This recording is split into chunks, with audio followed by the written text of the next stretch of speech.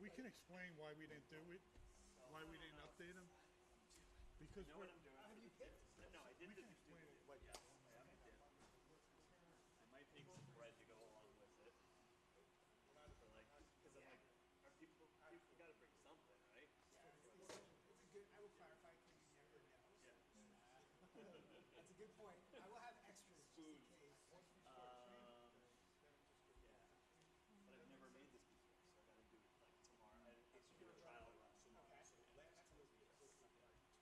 Then you get the taste right. We actually spent more than right? That must have been just saying that. Which I made for this. It's like a meal there. That's exciting. I won't make a ton of that. We had so much left over. So overspent which last year was actually incorporated in the game. Oh yeah. It's not reflected. I just signed like this past week. we compare appropriation to appropriation. Now, It doesn't really matter, but it is a little bit of a fiction. It's like, so actually, it's like 12 last year, 4 this year. So it adds up to the same thing. But it appears Love it. Yeah, it'll be fun. 6% this year is last year. We did it, but appropriation. we'll do it any way you guys want us to do it in the future, but we decided not to change it this month. I should have sent an email out. Yeah. No. But see, we'll be careful not to call it pita. It was on. I turned it off. I want to call it like a flatbread. Flatbread so much easier. Right. Like I don't want to call it a naan. I don't want to call it a pita. You got it. Flatbread is great. It's forgiving. Right. It's delicious. I feel like I'm mouse and put my bag up. And I was like, wait a minute. Oh yeah. No, it was like hopping. It was like no, it was thank like you. literally hopping across No, the floor. I would have gave up the ghost right then and there. For the end of that. Jen, how are you feeling? I'm feeling better. Yes, I'm good. Thank you very much for In the asking. 2 weeks. Yeah, I hope I have since then. Yeah. Don't make Mike do the reading. You know? It's cruel and unusual punishment. Well, some people say public speaking and they fear it more than death, like some people. So, like, yeah. He wants to stick to the numbers.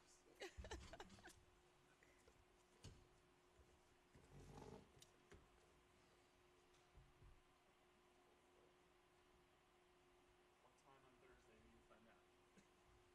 That's a Does it good come via question. email Sometimes, or- sometimes it varies, you know? But it's an email? Yeah, I mean, the good news is we don't get that much state aid anyway, Right. so 3% is not significant. What So is it's good what news is and bad if news. 3 $60,000. 60? Oh, so 3% of what we get, which is 2.3 2.3. Okay, 60,000. Okay, because I mean, I'm just gonna knock on wood, but I can't imagine that that's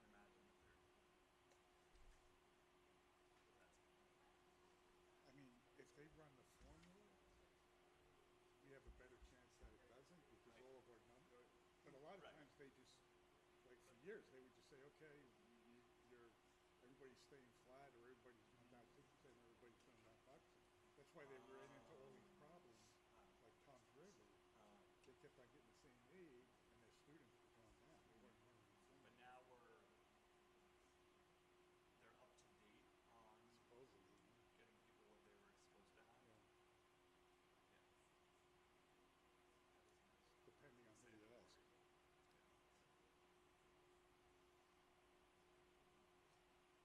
The next couple of years will be challenging. Well, especially depending on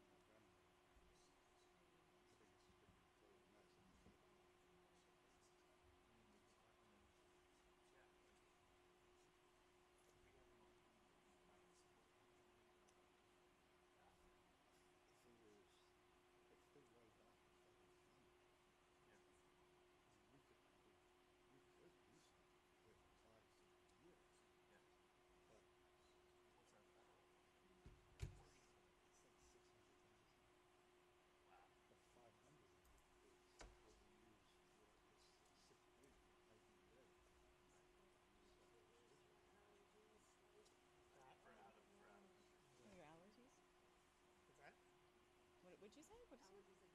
Oh, I'm sorry.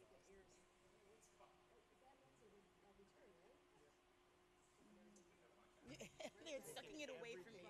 Yeah.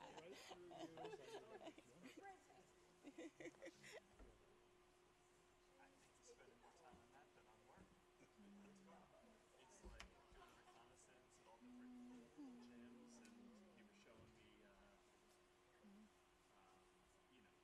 and you were showing me, like the colors on the floor. And What's that? This air situation was really about to pass out. Oh. I think he's gonna stay for So is it about to get a lot worse for you? I mean, I think you would stay for a little Spring? while.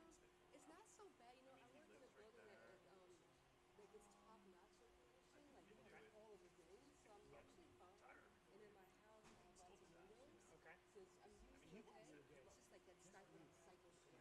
Got it. It's just sick, and it's just like You can feel there's it. been 1,000 people in here. Yeah. Like I'm working from home, it's just me and like the kids. Like I'm not around masses. The train industry sometimes, but not too much. Yeah, 'cause, you know. Yeah. It's what it is. I hate it when When my life will take me all the way up. you can see why sometimes too the fee for And like, if I smell like it just hurts everything. It feels like. I think a lot of towns are back. yeah, I don't hear about it much. I Like just the humidifier is an ad. That's a good question. I wonder if anybody still does that. fee, What's that? Yeah. like a co-curricular fee. Oh, yeah. They do? Oh, yeah, pay for play, yeah. I thought most of them backed away. No, after- no, Sports and no, We have, so that's probably what no. helps that you have that. Especially middle school. I would say, Oh, well, middle schools. I would say probably a third of the places do middle school pay for play. And, Better. It came like that. and I don't think that's any better. Yeah? I don't think that's any better. But there's certainly going to be kids that don't play. Yes. Yes. Right. Now, ours is at a different level. We do in the thousands for trips. People can't go on trips. But yeah, for hundreds in other places, districts still have that. They have like At least I see both of them. Fishing underneath. Thank you, sir. they have like sometimes like it's not per event, like it's like a fee, then you could be in any club and any sport, and they have like different like models for that. Number of kids that you have. Right. So it's Chris, John, Con, right?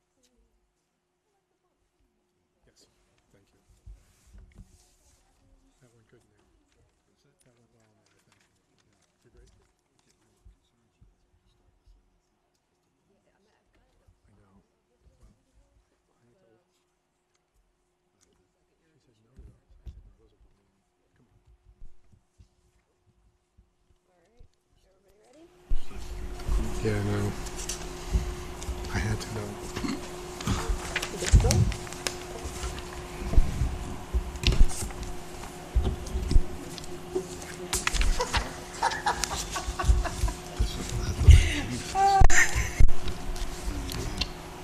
Good evening. Welcome to the Board of Education meeting for Tuesday, February 25th, 2025. So you have the flag salute, please.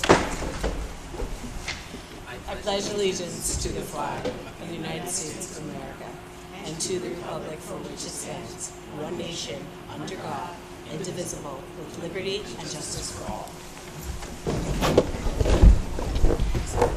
Mrs. Alievich, notice of the meeting, please. I hereby make this statement to indicate compliance with the Open Public Meetings Act, known as Chapter 231 of the Public Laws of New Jersey, 1975, which became effective 90 days after enactment, January 19, 1976. Notice of this meeting was given by providing the location, time, and date of this meeting, and posting of the same on the front door of the Board of Education offices, by delivering copies to the Borough Hall and the Metuchen Public Library, the Home News and Tribune, the Star Ledger, and by filing a copy with the Borough Clerk as prescribed by this law. Thank you so much. Roll call, please. Mr. Bott. Here. Ms. Cheatham. Here. Mr. Derflinger. Here. Mr. Glassberg. Here. Dr. Johnson Marcus. Here. Ms. Colleen. Here. Mr. Lifton. Here. Ms. Thresha, I did not hear from, so we'll just say that she's absent today. Dr. Spigner. Here. Mr. Suss. Here.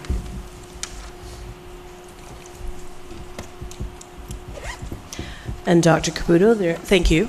Dr. Caputo, no showcase of success today. That's correct. All right, we will open the meeting at this time to the public.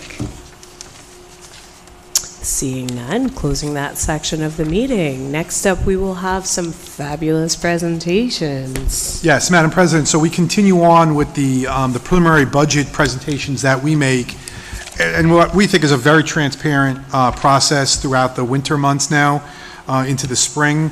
As we've been working on the budget, but now we share in parts and pieces the budget with the public. So just to bring everyone up to speed, the governor gave his budget address today. We're going to receive, all schools receive their state aid figures on Thursday, so that's an important part of the budget process as well. We have a preliminary budget meeting on March 11th, final budget hearing in April, and as a reminder for everybody, remember, the budget is our plan, right? It's our plan for next year, and a budget, what it does, it highlights the priorities of the district, and you're going to hear about priorities tonight in technology and athletics and curriculum. So if we can, we'll get started. Yeah. And we'll ask Mr. Thurman to start us off tonight with technology.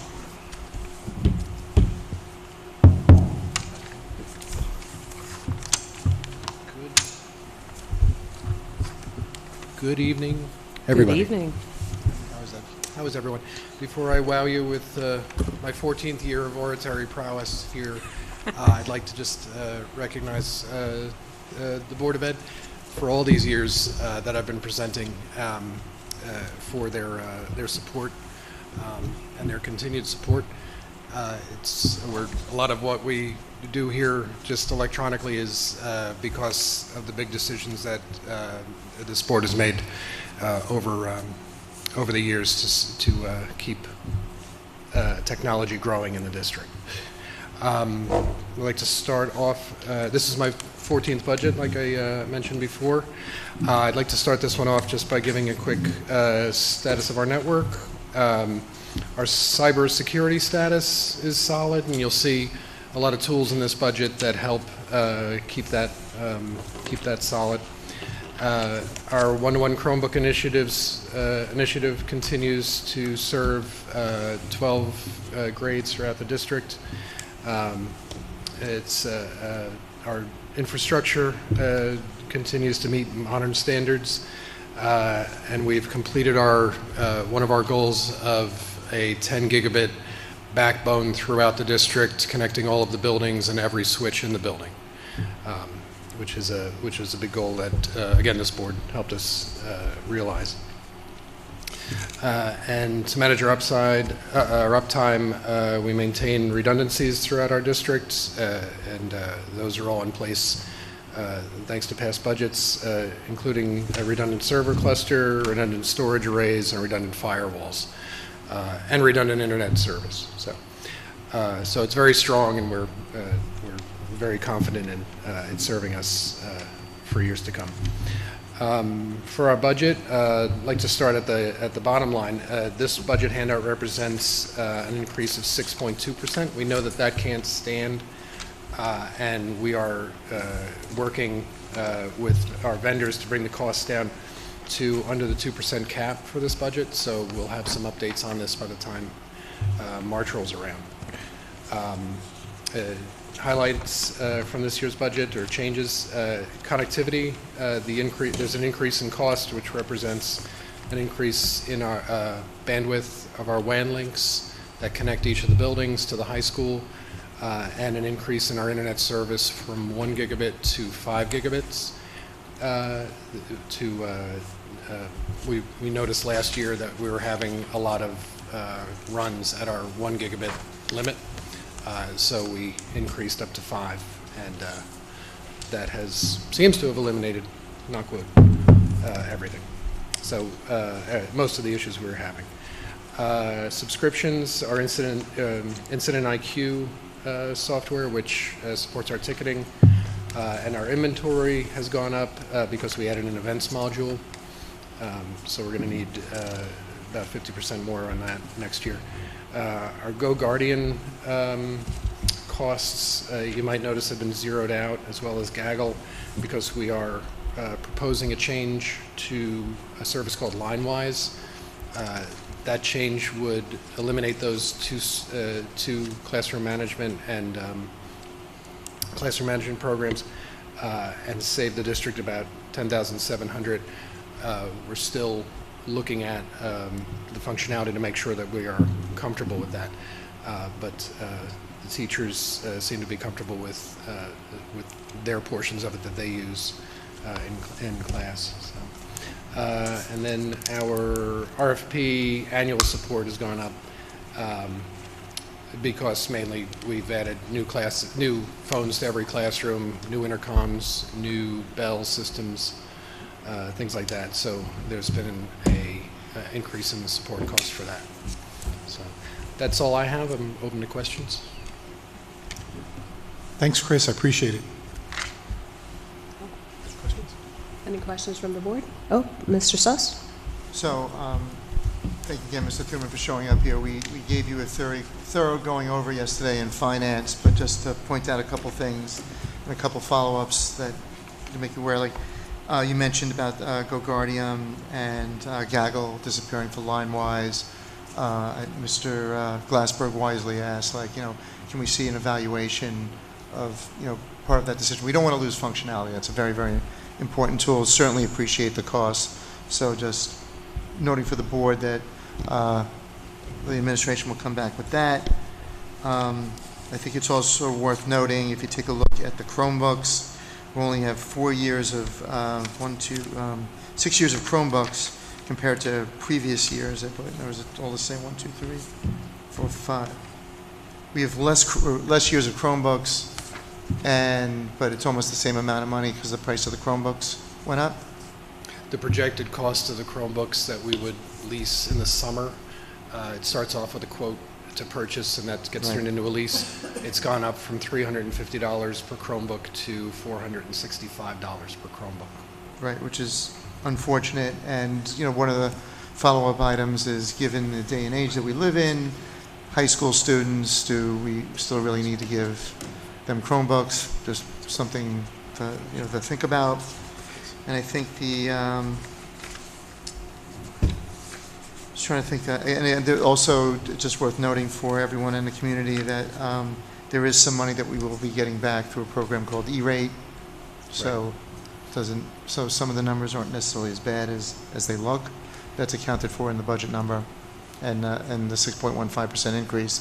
But appreciate you looking to see bringing that down to a 2% number, which would be great. We definitely can do it. Other questions? Oh. Ms. Khalid?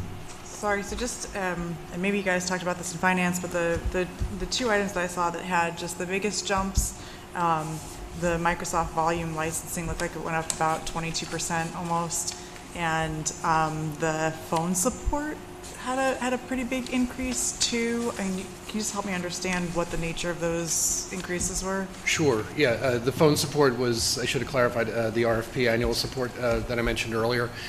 So we were spending about $5,000 over the last 2 years per year on support of our administrative phone system, which was a unified system that this company RFP put in, but it was not the classroom phone system. So last year we engaged with RFP to put new classroom phones in that could call 911 from the classroom, could call all the other phones in the districts around.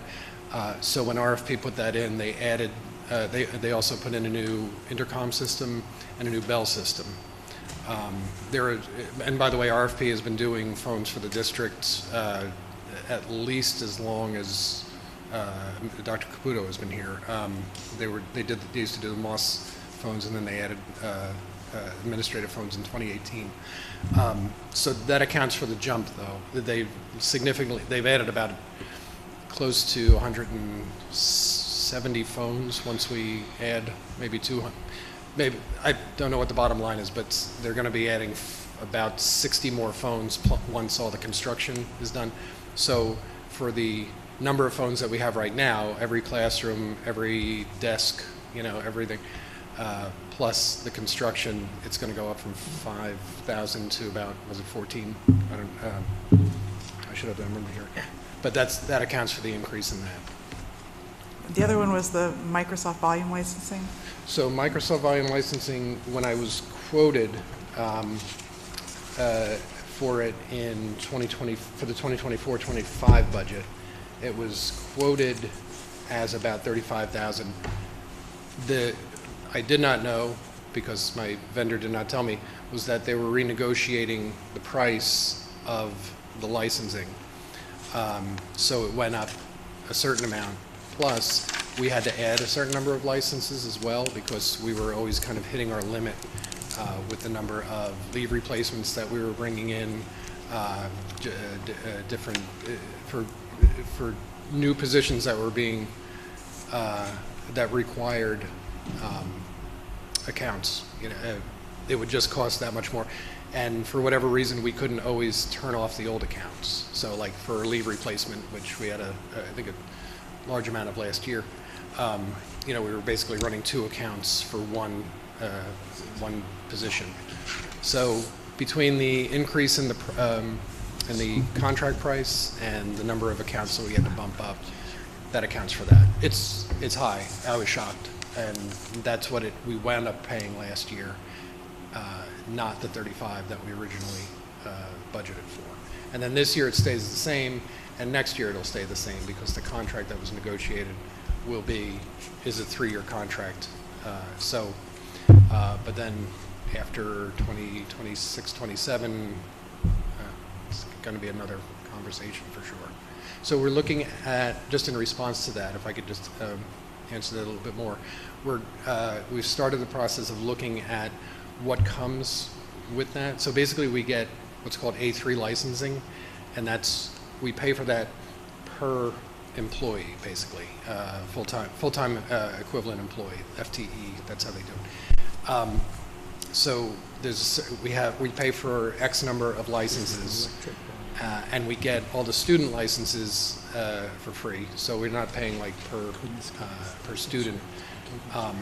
And with the A3 license, we're getting the account, we're getting free downloads of Office, we're getting our server licensing, our Windows licensing, our free upgrades. So when we went from Windows 10 to Windows 11, that was all included in our licensing costs. So we didn't have to spend extra money to upgrade from Windows 10 when that was becoming due. So there's a certain amount of give and take on those licenses. We get a lot for the money, but it's still a lot of money. So we're aware of that. Thank you. If I just might add to that, that was actually one of the things that we did discuss. I'm not going to have much of a report later.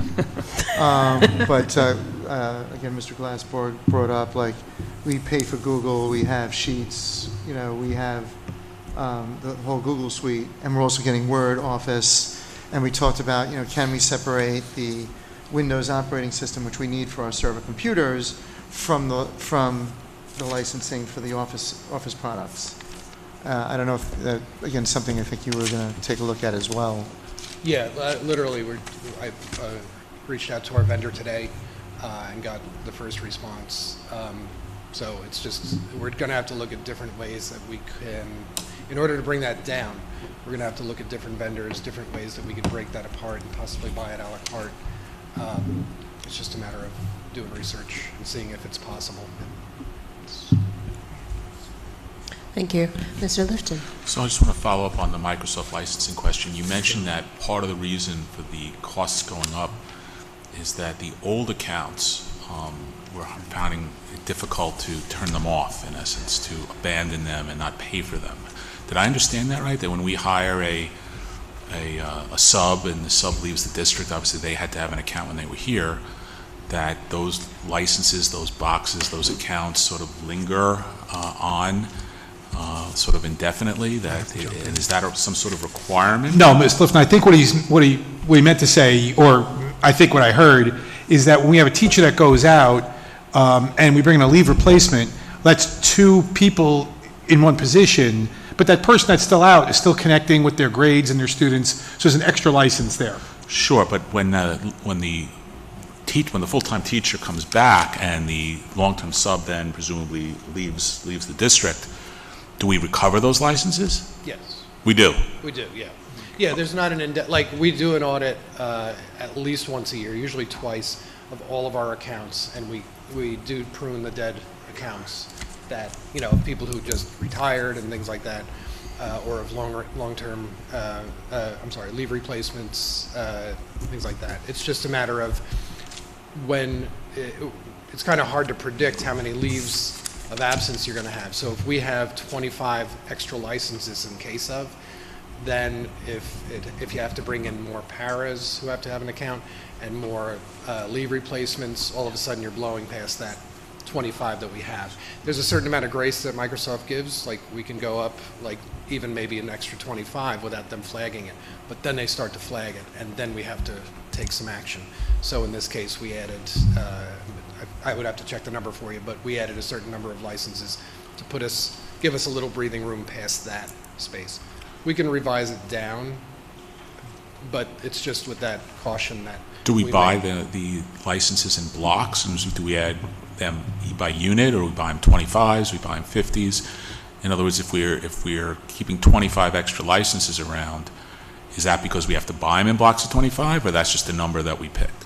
No, if I said give me 314 licenses, they would sell me 314 licenses. It's just the round number that we picked, so that we'd have some comfort that we wouldn't use all of those. But we're not saying give me 300 more. We're saying like give me about 25 more, you know, just to kind of play it safe. Because that's, you know, it's like taking a breath. I mean, you know, over the course of the year, the staff size does, you know, go up and down a little bit. So. And just my last question. So if we recover those licenses after long-term subs or people retire, leave the district, do we have some requirement to I mean, obviously those people were communicating with students, with other teachers potentially, with supervisors. Do we have some retention requirement, or when we give up those boxes, their emails and their actions sort of get destroyed and moved on, and we have no requirement along those lines? I think the state has a requirement for retention, so I don't think we have a requirement for retention. But I mean, that could be, if that was a policy, we'd follow it. But I don't think there's. Okay, no, I was just asking. I didn't know how it worked. So. Yeah, no, I mean, there's no. I know like 10, 15 years ago, it was being bandied about that the state would start to require a retention of like all emails sent and received and so on separate servers, but it never came to pass. So I think everyone was kind of under the assumption at that point then, well, if they don't want it, then we don't need it. You know? Okay, thank you. Thank you, Mr. Dooman. Any other questions for Mr. Dooman? All right. Thank you. Just have a follow-up on actually, Mr. Lipton.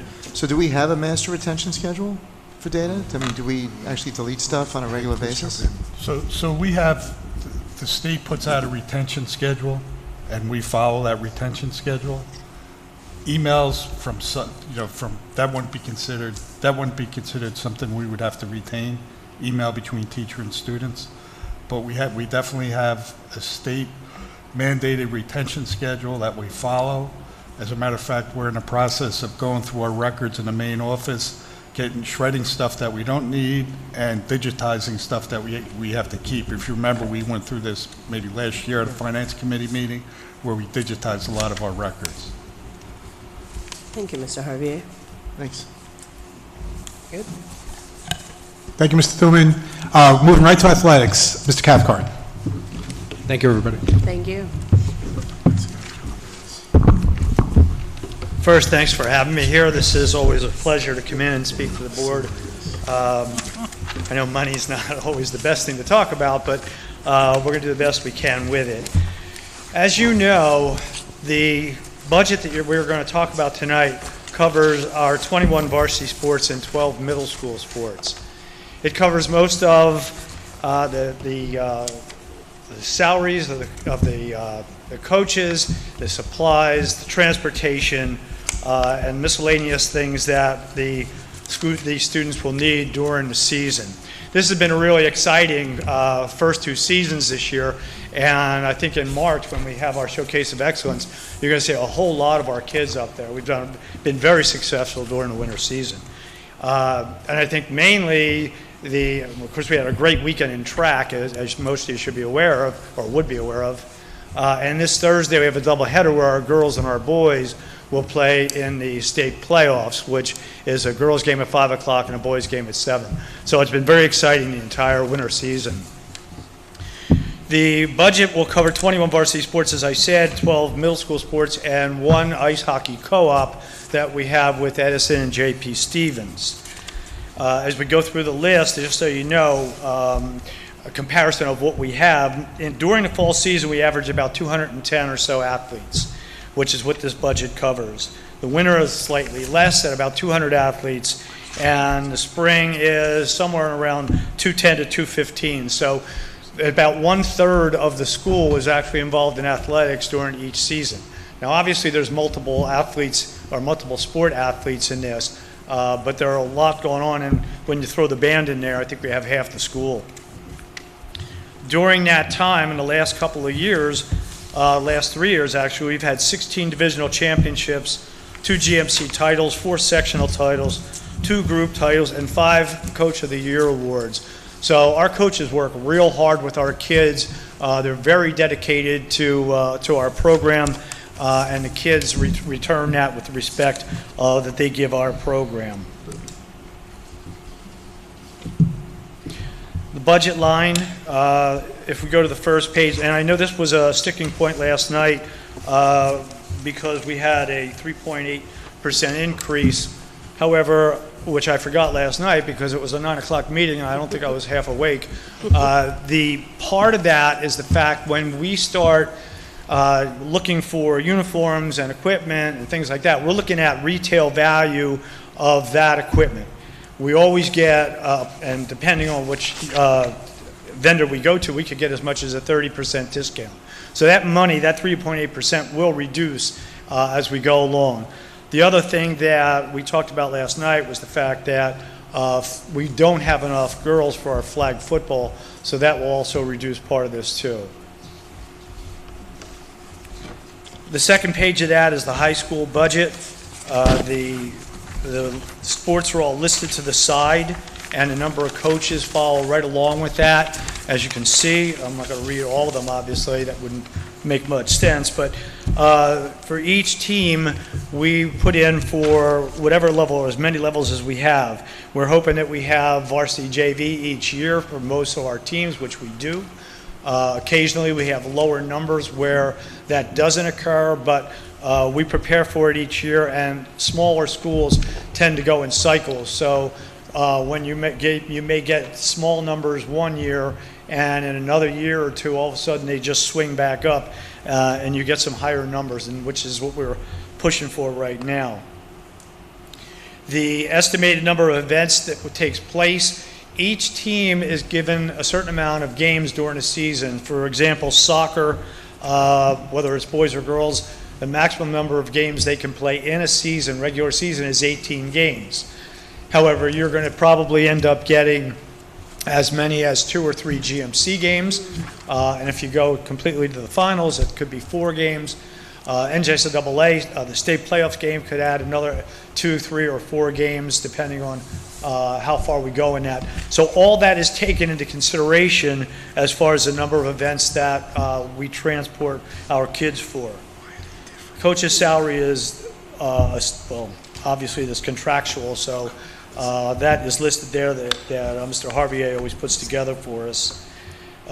Medical supplies, again, nothing goes down, everything goes up. So we try to keep up with it, and we try to keep a little bit in escrow for our kids, but sometimes there are just things during the season that we have to order, and those things, for example, a box of tape has gone up almost 15%. So, you know, it's tough to keep up with a lot of this.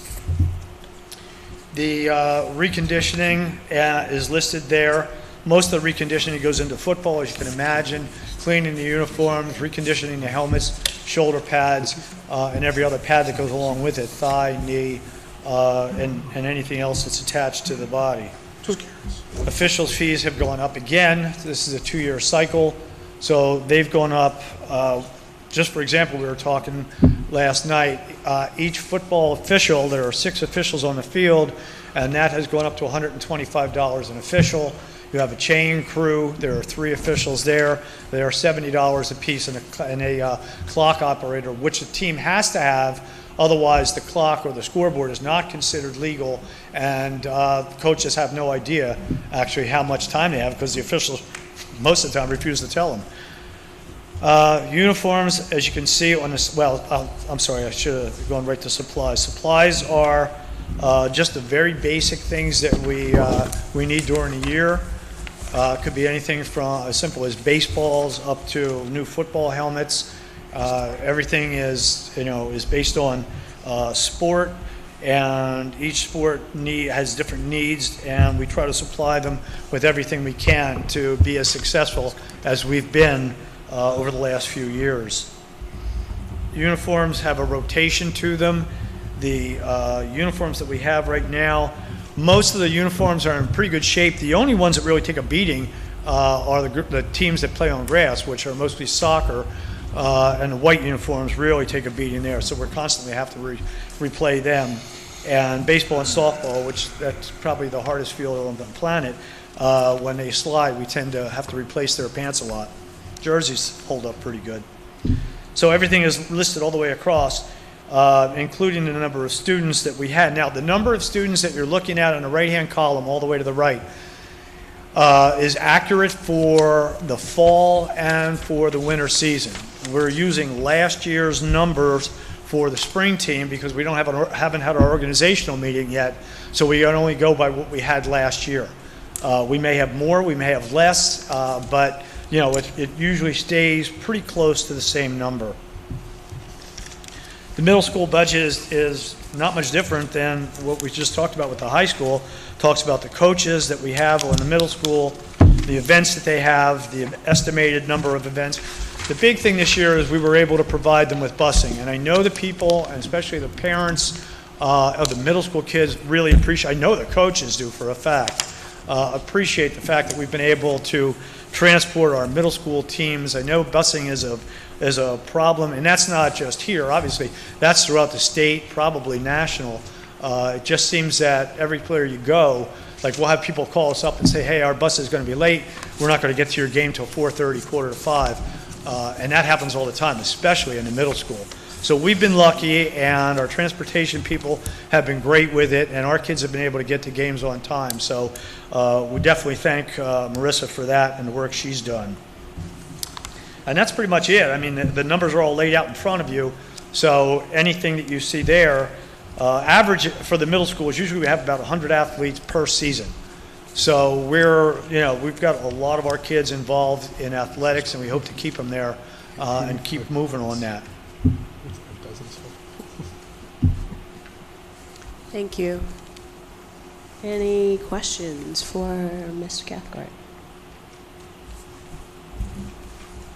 Ms. Khalid. Just one, thank you very much. We talked about this a lot last night, but just for clarification for me, you had said you expect am I hearing you correctly, you expect the athletic supplies equipment line for both the high school and the middle school to come down slightly because of uniform prices? Is that? Yes, there's a couple of things on there, and I think that we actually talked, and I wanted to explain that piece to you with the huddle piece we talked about last night. Last year, we increased our huddle subscription because we weren't able to actually film our soccer teams, either boys or girls, or softball or baseball, which really is an important factor because we've got a lot of our kids that actually move on to college, and they use those films to send to the college coaches, or the coaches will ask them just send them one game or 2 games, and that's huge. Last year, what we did was we had it split between two different accounts. So what we did was we consolidated that and put it into the miscellaneous account, which is where that increase came from. The good thing is we reduced it by $500 because we didn't have to pay for the tripod again, which we talked about last night also. So the camera is outside on the field. It's able to live stream our girls' soccer games, our boys' soccer games, baseball, softball. So we've been able to really, and that's thanks to the board for allowing us to do this, that we've been able to show those games to parents that can't make a game, grandparents, people that don't live in the state. I mean, it's really been a benefit to us. I hope that answered your question. Yeah, I appreciate it. I'm just looking at the math for because the supply lines, it looked like the high school one was up about 18%, and the middle school one was up about 26% on their costs. So I'll be interested to see how that, when they come down, how that impacts your overall bottom line for the athletic budget. So thanks for looking into that. Yeah, we'll know better when we get the data pieces back, because that's how, that's where it all comes down. Thank you. Any other questions? Mr. Suss? Yeah, one thing we didn't talk about last night was, we obviously the worst thing we could ever do would be to cut a sport, but we do need to hit the 2% number.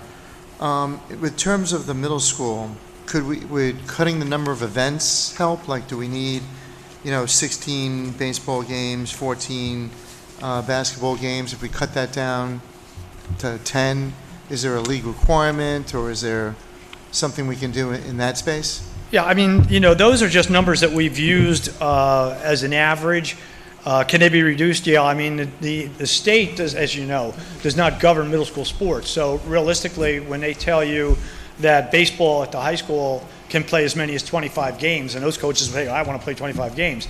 The middle school is a little different because obviously it's a learning experience. Winning and losing, as much as it's good to win, don't get me wrong, but the reality of it is it doesn't matter. I mean, they're there to learn the love of the game, to appreciate the camaraderie that goes along with the team. So yeah, it can be reduced. It's not like this is not written in stone. That can happen. We can do that. Right. I'm just trying to get down to that 2% bogey. I mean, yeah, it'll help to bring we just that down. saw technology at 6.15%. We saw last board meeting custodial supplies that I think that was over 2% as well. So just anything we can do. Yeah, we're going to look at everything, including what you just mentioned. Okay. Thank you. Thank you. Okay.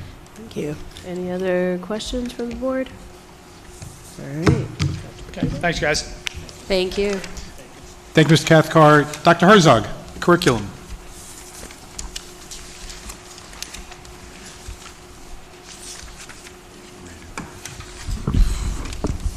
Good evening. Good evening.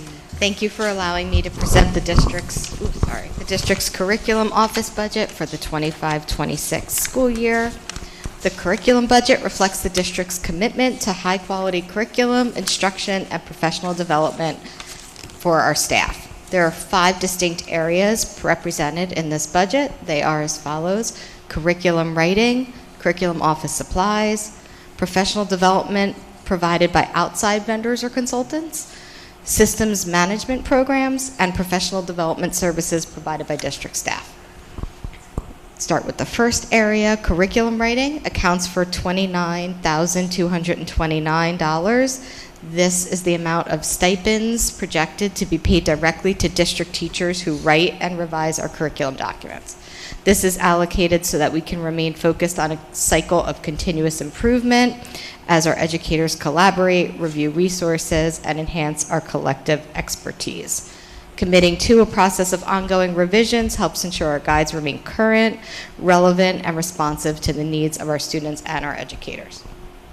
The next area is in the amount of $22,500 that's planned for our contracted providers or vendors, the fees that support the growth of our staff. So more specifically, this goes to registration fees for workshops for our supervisor staff when they go out and bring back the best practices and help our district grow. It includes expenses for a few teachers each year to go to AP institutes when either courses are updated or we have a new teacher teaching a course for the first time. This also includes the cost of training our staff to be trainers in areas like CPR and AED. We do that training ourselves through our own staff, so we have to keep them current. And then also PD consultants to provide departmental training in specific areas of need. So we try to have an area or two each year that we can bring outside people in and target a department goal. The next area is systems management within our curriculum office. So we have that budgeted for the amount of $20,203, and this includes our district's annual contracts with Frontline, and that houses our staff evaluation system and our professional growth system for our staff. New this year in that area, we've added a feature for Linkit, which is our data warehouse, and we're budgeting for an advanced feature that helps us with grouping our students. So this will allow us to be more efficient with analyzing various data points that we house and helping to align our students to specific interventions or tiered services. The next area is in the amount of $11,840, and that is designated to compensate our teacher leaders who share their expertise with our own staff during our in-services and different professional development sessions throughout our year. These are workshops related to our district goals, our mandated areas of training, and specific areas of departmental need or otherwise, as well as PD for our mentors who support the success of our newest staff. The last area is a small amount of $1,000 allocated to basic supplies needed to run the curriculum office and provide supplies for in-services and professional development sessions throughout the year. Not on your sheet, but also the curriculum budget is supported by federal grant funds through Title I, Title IIA, Title III, and Title IVA funds that help provide additional instructional support.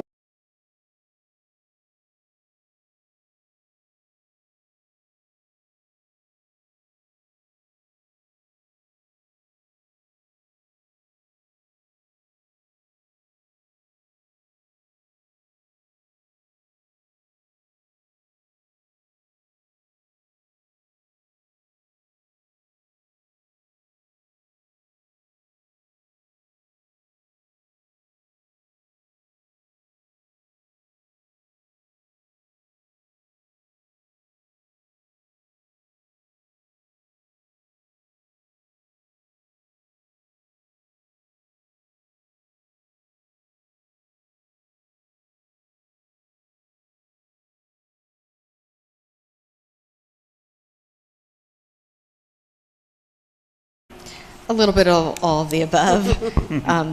I think we can meet the needs within this, and I think our needs, we could do a little more professional development, so we moved a little bit from curriculum writing to that area, to professional development.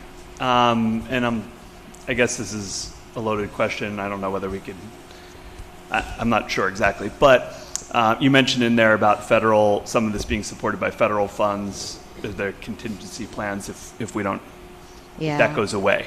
So we've been talking about that, Mr. Harvier, Dr. Caputo, myself, and identifying, kind of prioritizing areas of need within each federal fund and what that would look like, and some difficult decisions we'd have to make, but we've already started that contingency planning in case we're faced with such a scenario. Mm-hmm. All right. Thank you for staying on top of it. Yeah. Thank you.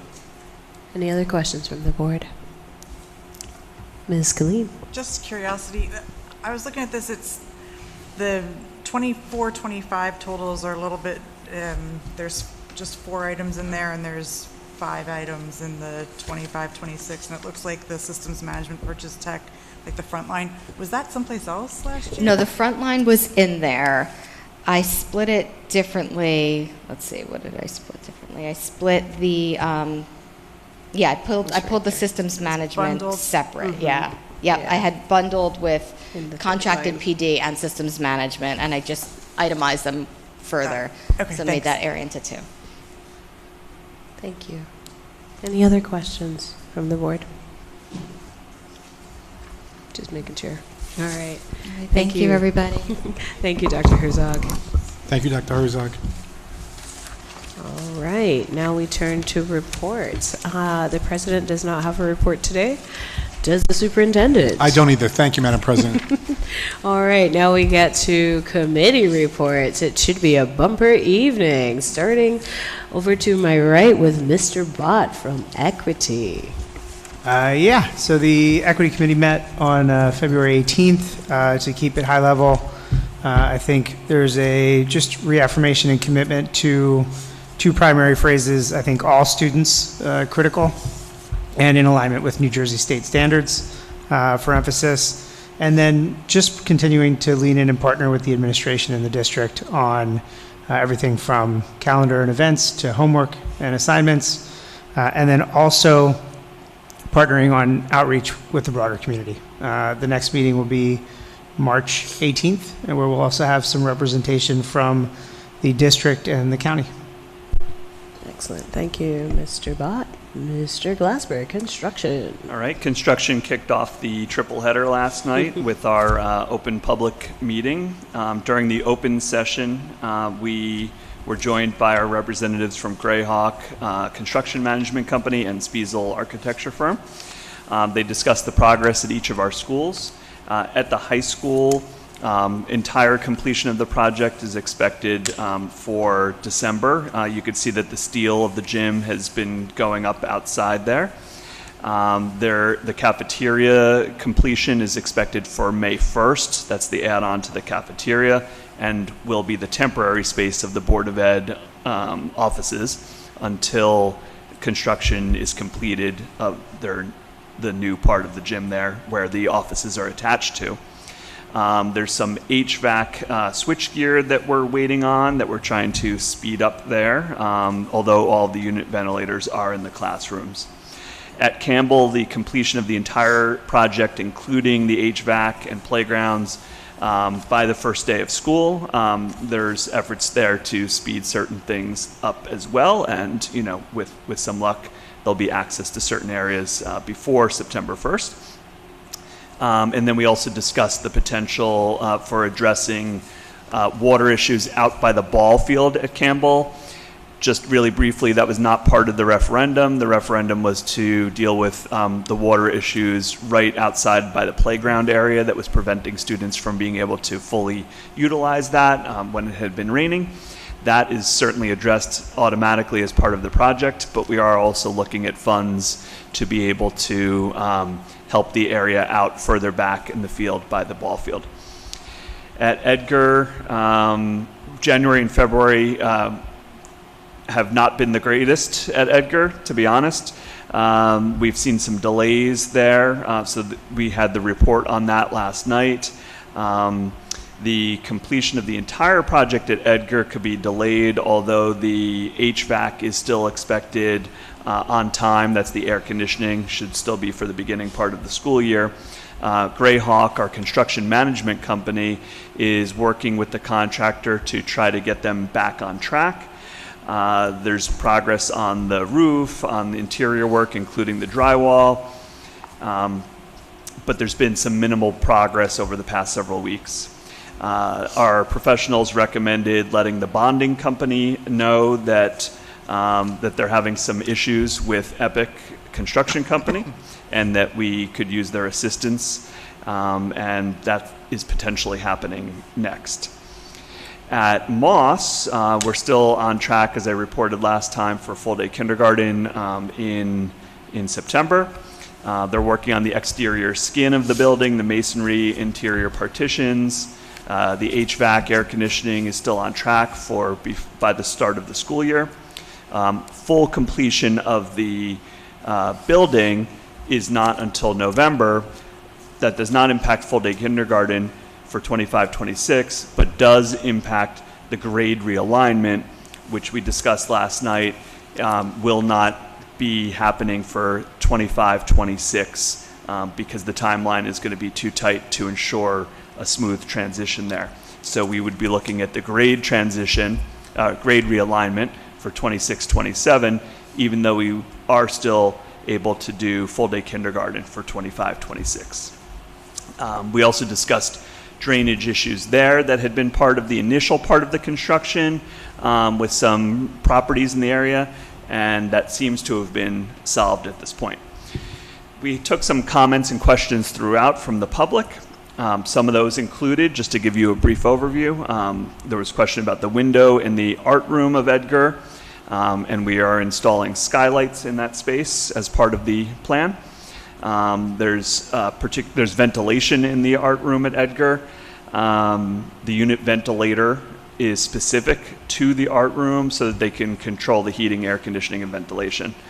At Moss, a resident who was present last night confirmed that water has not been an issue on the property since they did all of the parts of the construction that were related to the retaining system and other things to help with the drainage.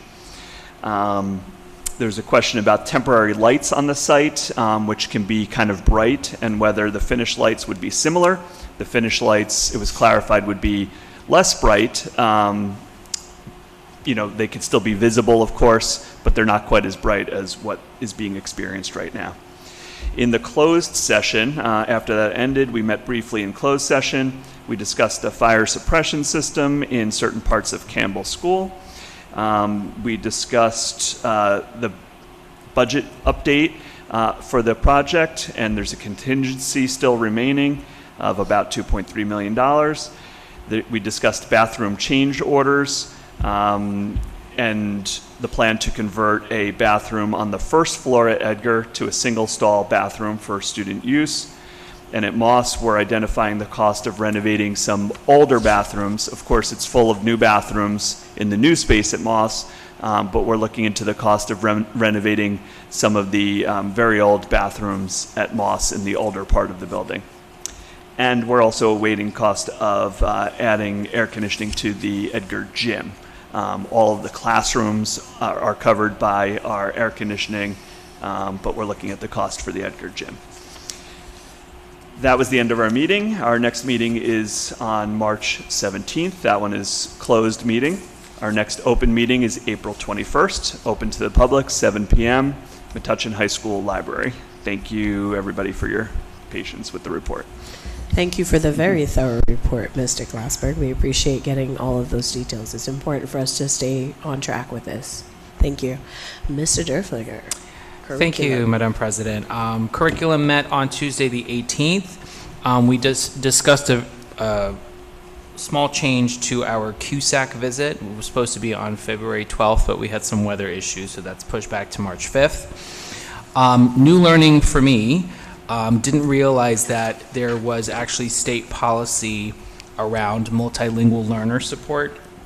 Our district has kind of reached a threshold that required us to pivot in our multilingual learner supports. We've reached a threshold where there's now more than 20 students that are Spanish speaking. And according to this policy, sorry, my phone is acting up, apologies. According to the policy, once we have that threshold met of 20 students or more, we have to decide whether to either create a bilingual program, which means that the courses are taught in both Spanish and English, or we have to submit a state waiver for an approved program option that supports those students. So the district's plans to apply for the waiver, which will leverage our existing staff resources to enhance that multilingual learner support. This will include an immediate plan for providing high-intensity English as a second language instruction to this group of students and creating a plan for targeted professional development for our regular education certified teachers to better assist and support those students in their classrooms. Additionally, WIDA testing, which is the testing provided to our MLL students to assess their English proficiency. That testing is currently underway as well. We reviewed a recommendation for the 6th grade language arts program from their department at Edgar School, which was requesting approval for a new novel called Can You See Me? It's a coming-of-age story which follows a middle school girl with autism and was selected for its focus on character development and theme analysis. So that's going to be a great addition to the program. Dr. Herzog shared that our AP statistic teachers, say that 10 times fast, our AP statistic teachers and our supervisor, Kate Lemerick, are reviewing new options for a new textbook. The last textbook is outdated, so a review is in process at this time. The Metuchen High School Environmental Club will once again be facilitating a Tree Ambassadors program. This will be a borough connection to Metuchen is America, and we're excited to introduce our second cohort to the program.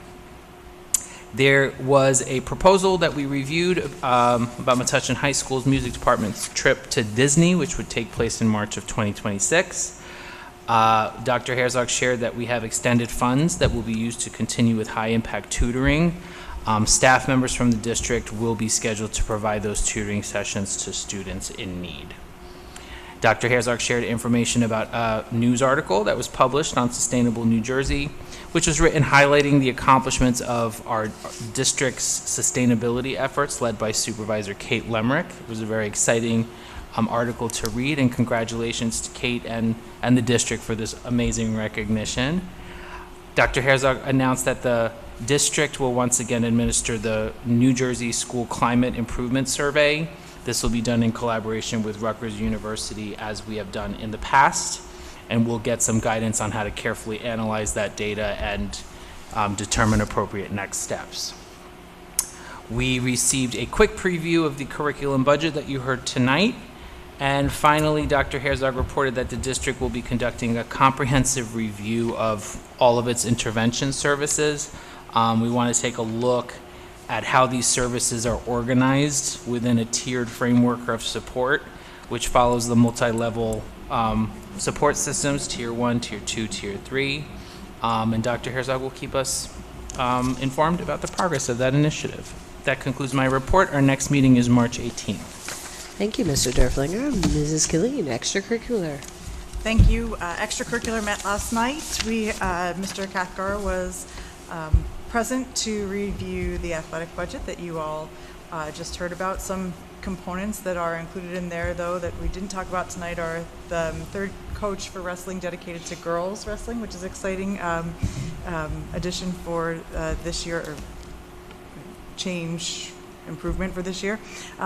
Also note that flag football is not included in the upcoming year due to not having the number of students to support the team for the upcoming school year. And we discussed, as you heard, the overall budget figure, trying to get it down to closer to 2%. And we discussed, as Mr. Cathcart mentioned, like the Huddle subscription and other things that may come into play when we're looking at the numbers. Then he gave us a winter sports update and talked about the accomplishments of the athletes and coaches for the teams that we will be celebrating in March, right, Dr. Caputo? We'll celebrate that in March. We have some really great accomplishments for our teams, boys and girls, basketball, boys basketball is the state tournament. Girls basketball, GMC co-champs in the blue division. We've got 2 wrestling athletes moving on to regions this upcoming weekend. So we just have so many accolades. Boys and girls swimming made the state tournaments. It's a lot to be proud of with our team. So congratulations all around. We can celebrate them in a couple more weeks. We had an update on the spectator code of conduct policy, although this is aligned with what is required for NJSIAA, we talked about how that only covers grades 9 through 12, and there's still we acknowledge the need for oversight and security even at the middle school level, despite that not falling under the 9 through 12 umbrella. And Mr. Cathcart noted that there's 2 security personnel at each middle school game, and there's also a recorded statement on sportsmanship played after the national anthem for every game, but just to keep that in mind. We have a approval on the agenda tonight for a volunteer for Metuchen High School baseball, so you'll see that coming up for the agenda. And then we discussed the Disney trip for 2026, and there was a request to see if we can have cheerleaders at the basketball playoff games, and that was our meeting. Our next meeting is March 24th. All right, thank you, Ms. Killeen. And I think I may have just misspoke. kidding. Boys and girls track sectional champs. All right, thank you. I feel like Dr. Caputo is ready to add that in, so I'm glad you got it. All right, Dr. Spigner, policy. Yes, hi. So policy met on the trifecta night on February 18th. And that was my first, I'm sorry? A little bit closer. All right. Sorry. So we met on February 18th, It was my first night as policy chair of the committee, and it was a packed agenda. We had about 12 alerts from our Strauss-Esme service, and we were able to prioritize at least the ones first directly related to the students. And those were the 5,000 ones, and it was related to like high school graduation, some changes in policy there.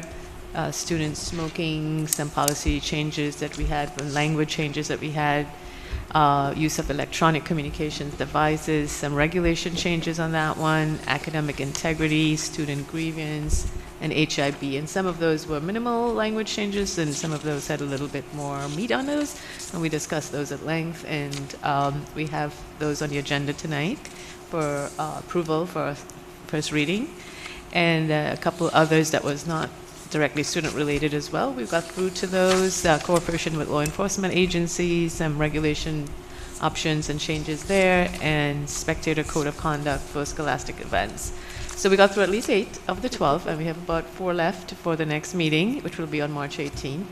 And yeah, that's my report. Thank you. Wonderful, thank you. It was quite the bumper meeting for your first meeting as chair, indeed, Yes. so well handled. Thank you, Dr. Zwigner. Mr. Suss, Finance. Yes, Finance met last night as part of that trifecta. We had a huge agenda, which we did not get through because we spent a lot of time talking to Mr. Thuman about the tech budget. Most of the things that we discussed, I mentioned at the meeting. A couple of other things we talked about is the school district received a letter from the NJDOE that the biggest reduction in state aid that we can get is 3%. I guess that was sent to the entire state. We'll have an idea of state aid in the next week or so. We talked about the technology budget. Mr. Harvey went through a preliminary analysis of the what he thinks where the budget's going to land. It's very preliminary. We talked about the energy bill audit. Just to be clear, this is the bills that we pay, not necessarily different than, for example, the audit of looking at our lighting, etc. Unfortunately, the bill audit, or fortunately, we are optimized as much as we can, so there's no savings there. We talked about, I think this was brought up at the last board meeting, the potential for a demographic study. I think we've, looking at the costs, I think we're going to pass. We're just an FYI, we're going to have another Zoom meeting of the committee before the next board meeting just to kind of discuss. We'll have more information on the preliminary budget, for example, the state aid, and I think that's pretty much it that we covered. Great, thank you, Mr. Suss. All right. Any questions or comments on any of the reports? Mr. Lifton. Thank you. Discussing the various sports in extracurricular led me to think about the new gym, which we're going to hesitate to call the new gym because we don't want the old gym and new gym monikers. But just for clarity, the new gym, I believe, as I said on construction, is anticipated to be done sometime before the end of 2025. We certainly hope earlier in the year than later, but certainly by winter break, it should be completed. I don't even know the seasons of the various sports we don't offer, but has there been any thought about, for example, the new gym will accommodate volleyball, where the old gym does not because it's not a high enough ceiling?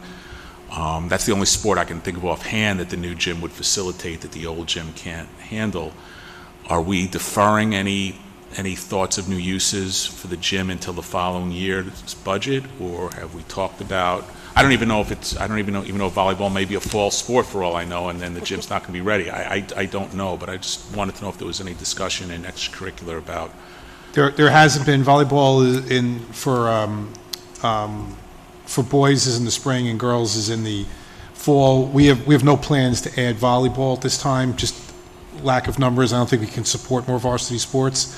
But to your first point, yes, Coach Cardello and Coach Glutz from the basketball teams have their fingers crossed. They'd love to, even if it's the last week of home games next year, to be able to play in the new gym. So whether it's December, whether it's after the winter break, whether it's early February, the idea, the specter of being able to have home games in the new field house is very desirable for both boys and girls basketball. So we have our fingers crossed about that.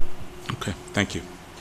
Just on that same topic, I'm hopeful, when we have a first game there, whatever it looks like, that we can make it a real spectacle, that we could do everything we can in the town to promote, filling that stadium as much as we can. I think that would be really, really awesome.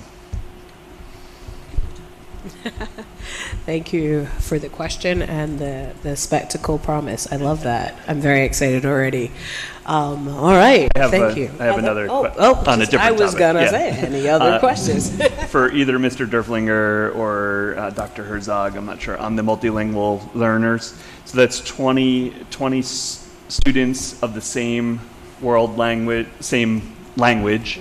Correct. Regardless of grade level. Regardless of grade level. In the district. In district, and that's the same regardless of the size of a school district? That's correct. Okay. And maybe this question is premature, but did those numbers start to warrant whether we do some sort of summer, whether we're going to have a summer program kind of thing for students who are multilingual learners? So depending on our Title III funds, we could look at the summer program that we ran last year for multilingual learners that was Title III funded. So if that looks like that's coming in, that's something we can look at again. When do we find out that? Pretty late. Pretty late, but hopefully we'll know that we're getting it and there's not major cuts with enough planning time. Right.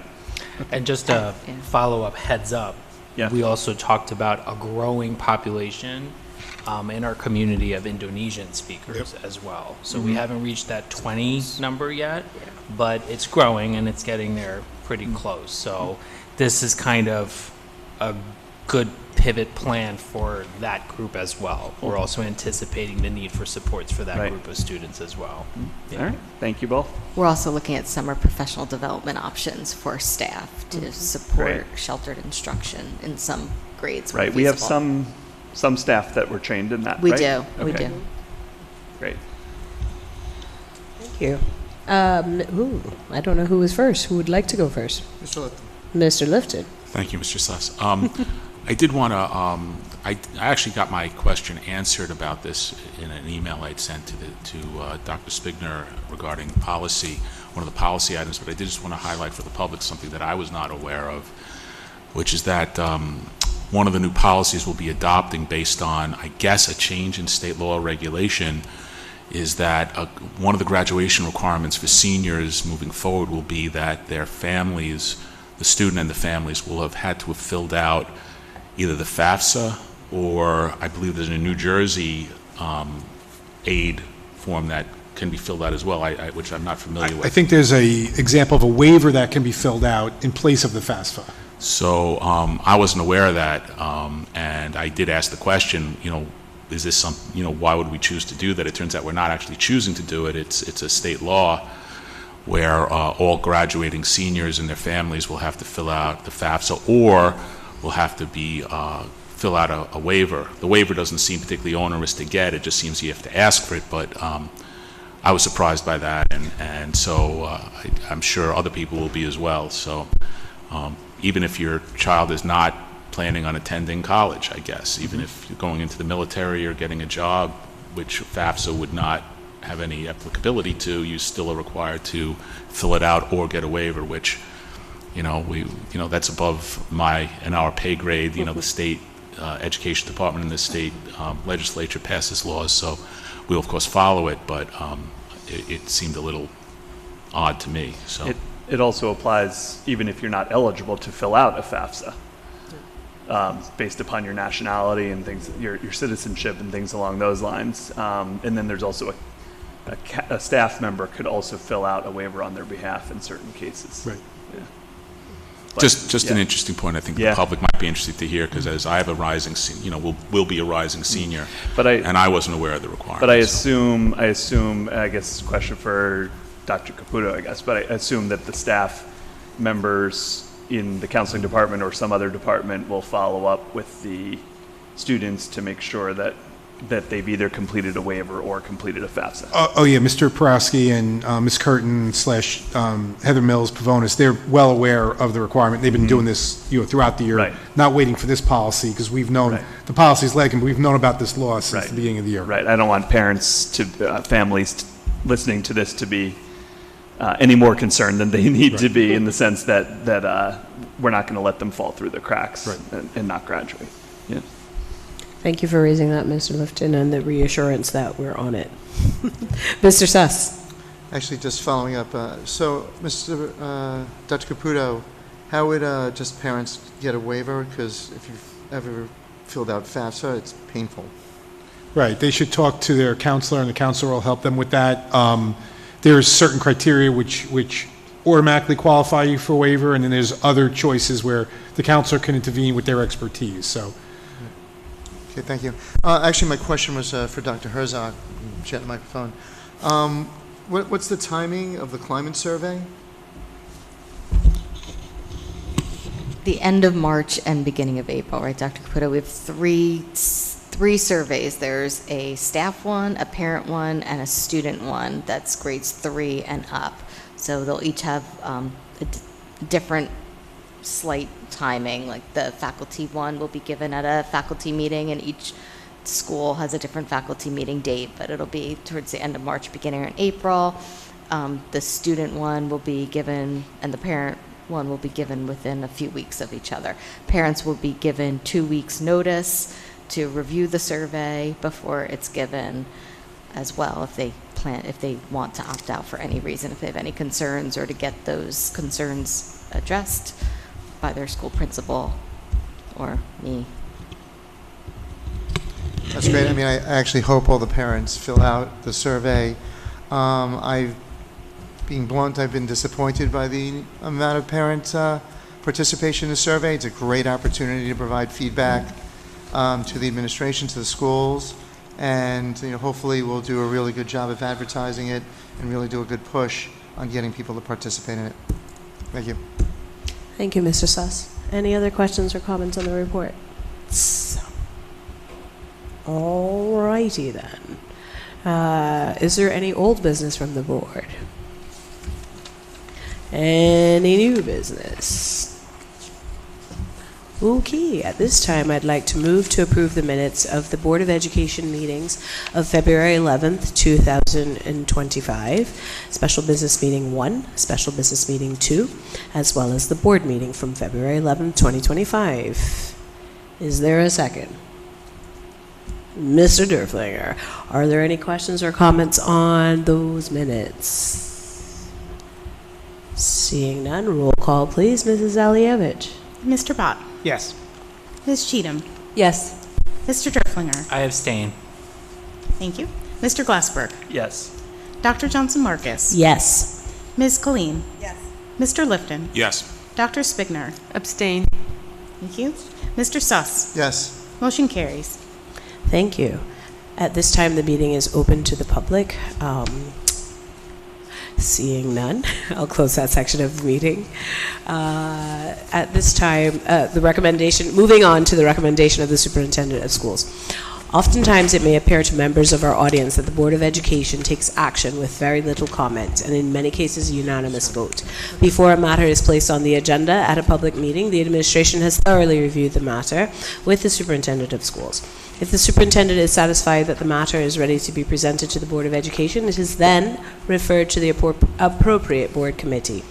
The members of the board committee work with the administration and the superintendent to assure that the members fully understand the matter. When the committee is satisfied with the matter, it is then presented to the Board of Education for discussion before any final action is taken. Only then is it placed on the agenda for action at a public meeting. At this time, I'd like to move personnel items A1 through 9. Is there a second? Mr. Suss. Any questions or comments on those personnel items? All righty, roll call please. Mr. Bott. Yes. Ms. Cheatham. Yes. Mr. Derflinger. Yes. Mr. Glassberg. Yes. Dr. Johnson Marcus? Yes. Ms. Colleen? Yes. Mr. Lifton? Yes. Dr. Spigner? Yes. Mr. Suss? Yes. Motion carries. Thank you. Now moving to finance, Mr. Suss. Yes, I'd like to move items B1 through B3 as listed on the agenda. Wonderful. Is there a second? Mr. Bott. Any questions or comments on finance? Wonderful. Roll call, please. Mr. Bott? Yes. Ms. Cheatham? Yes. Mr. Derflinger? Yes. Mr. Glasper? Yes. Dr. Johnson Marcus? Yes. Ms. Colleen? Yes. Mr. Lifton? Yes. Dr. Spigner? Yes. Mr. Suss? Yes. Motion carries. Thank you so much. Turning to Dr. Spigner for policy. Yes, I'd like to move in section C, items 1 through 3 Yes. for approval today. Thank you. Is there a second? Ms. Colleen. Any questions or comments on policy items C1 through 3? Seeing none, roll call, please. Mr. Bott? Yes. Ms. Cheatham? Yes. Mr. Derflinger? Yes. Mr. Glasper? Yes. Dr. Johnson Marcus? Yes. Ms. Colleen? Yes. Mr. Lifton? Yes. Dr. Spigner? Yes. Mr. Suss? Yes. Motion carries. Wonderful. Mr. Derflinger, Thank curriculum. you. I'd like to move items D1 through 2 as listed on the agenda, please. Is there a second? Mr. Bott. Any questions or, oh, yes, Mr. Suss. Yes, just one question. I was just looking at the field trips, and there's a column called board cost dash transportation. Is that strictly just transportation? So, for example, if we have to pay for the subs, or if the column to the right of it says one sub needed, we're definitely paying for the subs. That's strictly the transportation cost. When the sub is listed there, we pay for the sub.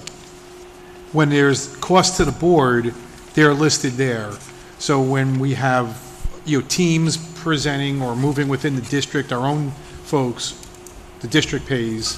When classes go on class trips or grade level trips, the parents absorb those costs. Right, that's what I'm trying to understand. So I'm looking, for example, at the Atlanta, Georgia National Orchestra Festival. So the board cost dash transportation says 0, and it says one sub needed.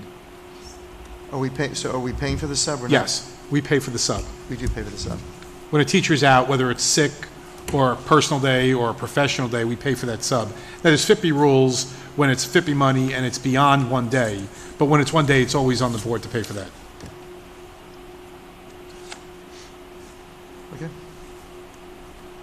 Good. Thank you. All right, thank you. Any other questions on curriculum items D1 and 2? That was very dramatic.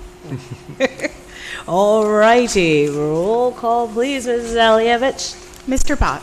Yes. Ms. Cheatham? Yes. Mr. Derflinger? Yes. Mr. Glasper? Yes. Dr. Johnson Marcus? Yes. Ms. Colleen? Yes. Mr. Lifton? Yes. Dr. Spigner? Yes. Mr. Suss? Yes. Motion carries.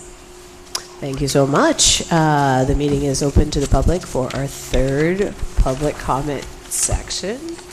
But seeing none, I will close that section and turn to Mrs. Cheatham for the announcements. Hi, everybody. I'm going to keep it brief this evening. There's not much new to report. As discussed last time, for the Metuchen High School, the Rock and Raise Spring Fundraiser is being held soon, May 2nd. Early bird pricing and tickets do go on sale next week on March 1st. Following that, just head over to Edgar Middle School. The main update here is that the father-son Top Golf event date has been moved. At our last meeting, I reported it was on March 25th, but it has been moved up to March 18th. So those that are interested can refer to the Bulldog Briefs for more information on how to register. With that, that's all I have for the announcements. Wow, awesome sauce. Thank you. All right, so I, at this time, move to adjourn the meeting. Is there a second? Mr. Lifton, all in favor? Thank you all, and have a wonderful night.